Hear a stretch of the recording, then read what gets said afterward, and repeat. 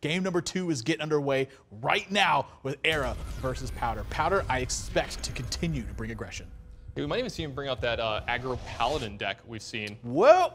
That's a zombie chow, though. I don't think this one is full-on aggro. This one might be a little more controlling spot. And there's that spellbender that we just keep seeing from ErA. Yeah, ErA's hand is, he's going to hang on to the mirror image here, but this hand from Powder is going to be so strong in the early game. I don't know if he's actually going to be able to get it done here. I mean, Zombie Chow into Shielded Minibot. Yeah, Consecration is a great card in this matchup as well. Yeah, it just takes out so many threats. And True Silver Champion to check Flamewakers, help check against Mechanical Yeti. Really everything going for Powder in this match so far. Yeah, so we're seeing the same opening practically from ErA here as it did in game 1, getting the Sorcerer Apprentice and then protecting it with Mirror Image right away. Yeah, Powder, though, no shortage of ways to fight against this pressure. I mean, Zombie Chow, one of the best drops that you can have early on to fight this kind of pressure because you're not concerned with ending the game early on. The fact that your opponent gains 5 health, not a concern to you whatsoever. I'll say we get to spin the wheel here. This is one of my favorite cards in all of Hearthstone. I love ErA. Yeah, he just always has the random stuff in his deck. I love it. Oh, 2-mana Bomb Lobber.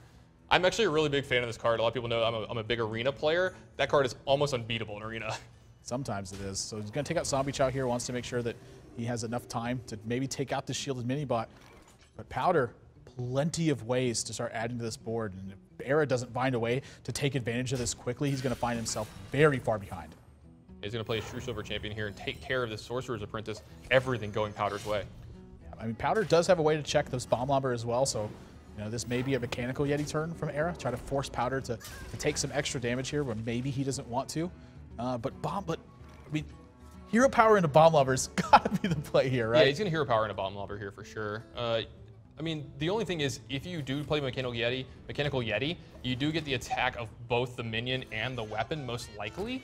But again, there's some ways that could go horribly wrong for you. Special Delivery is going to take care of the Shielded Minibot, and Powder continues to pick up threats to add to the board.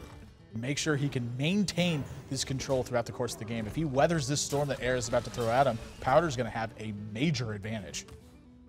Now, what do you play here this turn? Do you play the Azure Drake because you have 5 mana, but you feel like you have to play the Mechanical Yeti because you can't just put a 4/4 minion into play? Yeah, I totally agree with you on that. I mean, his mana has sort of been dictated by the way that Powder's added pressure to this board, but now he's going to have multiple chances to take out this Mechanical Yeti. 4 points of damage for the Piloted Shredder, and then also trying to get Juggles in the meantime. Yeah, I love the sequencing here, by the way. Just do that first. Get that out the way. I love the sequencing from Powder here. River Acrocolisk, always a dangerous place to be. And ErA is going to have to find a way to start fighting back against this. But with Frostbolt and Mad Scientist in his hand, not a bad couple of plays here. Yeah, he's going to get to pick up most of what's going on here on Powder's side of the board. So, again, he's making headway. The problem that's you're going to see here is ErA's never going to get the ball rolling in this game. He's never going to be super far ahead of Powder. And Powder at one point in time is just going to play a Tyrion, and the game's just going to end. Yeah, I mean, Powder, actually, ErA chose to take out the River Crocolisk there instead of the Mad Scientist. Really interesting play. Wants to have his mana freed up as much as possible, and the True Silver Champion going to make sure he can keep this board in check and keep applying pressure to here. This Knife Juggler, so dangerous to leave on the board in this spot. And ErA, no way to fight against this right now other than Fireball. I don't think he wants to Fireball a Knife Juggler. Interesting to see him play the game this way. Gotta think there's something going on that we don't know. An idea of what ErA has this game. He doesn't want to use this Rusty Horn here as well either. Yeah, I don't think he needs to use it here. I mean, Powder's free to attack however he wants. I think he would be delighted if Powder used the True Silver Champion to attack base. Gets another juggle here, making up for last game a little bit. And does have to be a little bit concerned now with how he approaches this one. I expect he's going to, I believe he thinks that this is Mirror Entity, so he's probably going to play Anti-Healbot here as well.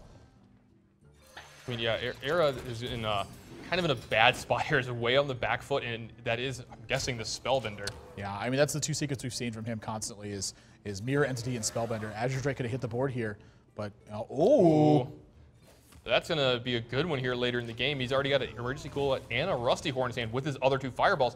He could have a fistful of burn after this turn going Powder, forward. Can he land the juggle again? This is another important one. Misses it this time, though, and maybe now this is a little bit of window opportunity for ErA to start to climb back in this game. Yeah, I mean, it's a window of opportunity, but I think he's just going to be too far behind here. This Tyrion's going to he's going to be able to freeze it, and that's the only reason he has a chance to actually be in this game, because this Tyrion making Ashbringers is going to be a little bit too much, but you're going to see him throw a lot of Fireballs over the next couple turns. He's got 4 Fireballs in his hand. If Powder, I mean, he does have a quality in his hand, and so, well, he's picking this has to be an equality turn, right? Yeah, Equality Consecration seems very good and very clean from here. I think he's a little bit concerned with maybe this is counterspell though, so you maybe want to see him use one of these spare parts first. Yeah, you may see him use the spare part first and do something like pick up his antique heal bot just in case something crazy goes on with these fireballs, because that's how he's going to lose this game, is just getting fireballed out of here. I'm going to use emergency coolant first. I mean, if he wants the antique heal bot to stick around, you know, he has to use the emergency coolant first. It is it's Spellbender, I'm sorry, from ErA, so that's going to get frozen here. But it's almost like Counterspell. Yeah, Equality Consecrate going to take out this entire board from ErA's side, and with 4 fireballs in his hand, but no pressure behind it, how does he win this game? Yeah, I don't think there's a way for him to actually win this game here.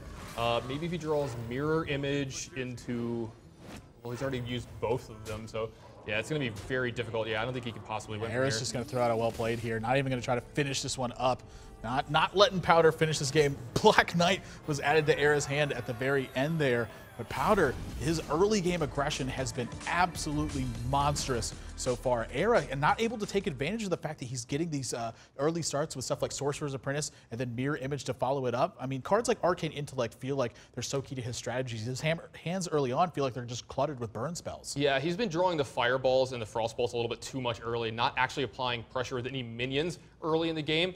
Powder's been able to control that and be the aggressor in both of his matchups so far. It's not where you want to be with Tempo Mage. The resilient threats making all the difference in the beginning, and ErA also not really able to utilize Flamewaker so far in this match. If you guys want to see how Powder's kept such a strict control, you can check it out over at pvplive.net. The full stats breakdowns, recaps from this game, everything is available on the website. So once again, these players are making changes to their decks. They're not shackled in any way whatsoever with the HPL format. They can play whatever they want at any time. But Powder finds himself at a 2-0 lead now. And if ErA wants to put himself into a winning record tonight, he's going to have to win 3 straight. Don't go anywhere, guys. You're watching Hearthstone on PvP Live.